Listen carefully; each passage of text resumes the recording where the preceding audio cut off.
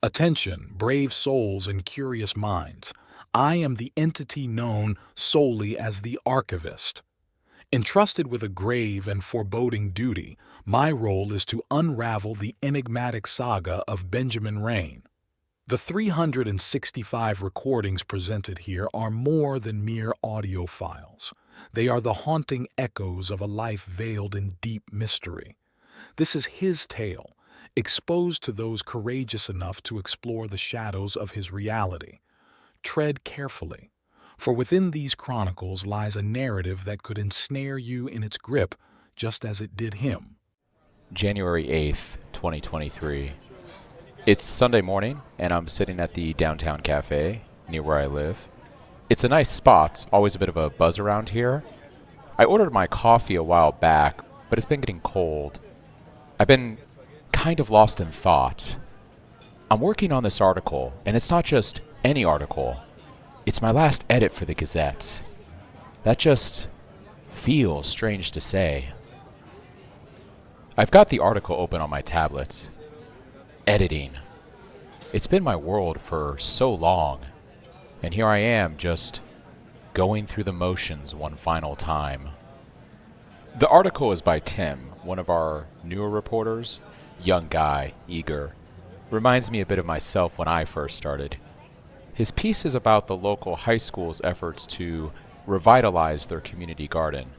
They're working with various local businesses to create a space that's not just for growing food, but also for teaching kids about sustainability and giving back to the community.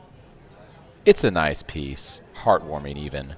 The students have been teaming up with a couple of retired botanists to learn about different plant species, how to cultivate them, and their impact on the local ecosystem. There's a section about how the garden is not only a learning resource, but also a way to bridge gaps between different age groups in the community. The students gain knowledge, and the older generation gets to share their expertise and feel connected. While it's not a groundbreaking story, it's the kind of piece that brings a little light to the readers. It's important to remember that not all news has to be sensational or hard-hitting. Sometimes, it's these small, local stories that resonate the most with people. I booked a quick flight up to New York for this evening, found a decent hotel not too far from Columbia's campus. The plan is to be there first thing in the morning, to start digging into whatever Claire left behind for me to find. I also called Claire's mom again, asked her if Claire was particularly close to any professors during her time at Columbia. Turns out she was. None other than Jonathan Harrow. This guy is a giant in the world of journalism. He's won multiple Pulitzer Prizes for his investigative work, one of them for a groundbreaking series on international money laundering and its ties to foreign governments. The series led to significant policy changes and even some high-profile arrests. He was also part of a team that exposed a major pharmaceutical scandal, revealing how companies were manipulating clinical trials. That story not only won him another award, but it also brought about new regulations in the pharmaceutical industry. And it doesn't stop there. He's been a key speaker at global journalism conferences, advocating for press freedom and integrity. He's written op-eds for major newspapers, been interviewed on top news shows. The list goes on. Claire was under the tutelage of a legend. I can imagine how much she must have learned from him, how his passion and drive for the truth must have inspired her. It's no wonder she became the incredible journalist she was. So I shot off an email to Professor Harrow, explaining who I am, my connection to Claire. I asked if he might remember her and if he'd be willing to meet and talk about her time at Columbia. It's a bit daunting, thinking about reaching out to someone of his stature, but I'm even more convinced now that he might hold some key insights into what Claire was working on, or at least into who she was back then. Meeting someone like Harrow, it's not just about finding answers.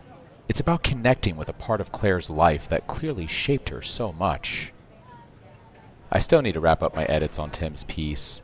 Then it's back home to pack. I'll check in again later if anything else comes up before the day's out. It's almost 6 p.m. I'm at the airport, waiting for my flight to New York. You know, there's something about airports that's always fascinated me.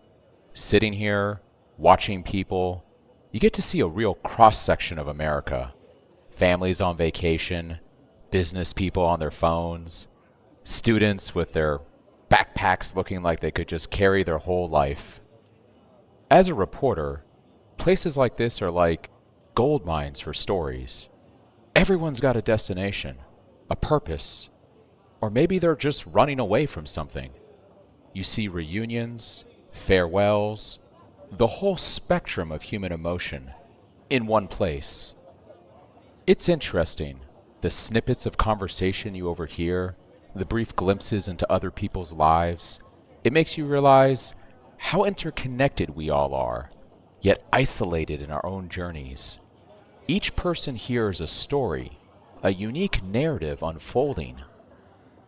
I used to imagine writing a piece about it, Stories from Terminal B, or something like that. It would be a collection of vignettes, each capturing a moment, a piece of someone's life passing through this transient yet constant place. But for now, I'm just another person in the crowd, with my own story, heading to New York to uncover more about Claire's. It's funny how in a place full of departures, I'm on a journey to connect with the past. I received an email from Tim about the edits I sent earlier today. He's grateful for the feedback, said it really helped shape the story. It's a nice feeling, seeing this new generation of journalists coming up, knowing you played a small part in their development. I can't help but feel Robert would be proud. He's always been a big advocate for nurturing new talent. He believed in building a legacy, not just through the stories we write, but through the people we mentor. Robert always had this saying, our stories might fade, but our influence endures. But more importantly, I also got another email. It's from Professor Harrow. I can't believe he replied so quickly. He said, Dear Mr. Raine, I was deeply saddened to hear about Claire's passing. She was an exceptional student, full of drive and integrity. Her loss is a profound one. I remember her well, her insightful questions, her passion for uncovering truth, and her unwavering commitment to ethical journalism. I would be honored to meet with you and discuss Claire's time here at Columbia. Her memory is very much alive in these halls. Please let me know a suitable time for you tomorrow. It's more than I hoped for. Professor Harrow not only remembers Claire, but he speaks of her with such respect, such fondness. It feels like I'm on the right track, like this journey to Columbia is exactly where I need to be. I sent a reply, asking if he's available in the morning. Well, it looks like my flight's about to start boarding. I made sure to bring that mysterious key and photograph of Claire. They're tucked away in my carry-on. Hopefully the professor or somebody else can help me make sense of all this. End of recording.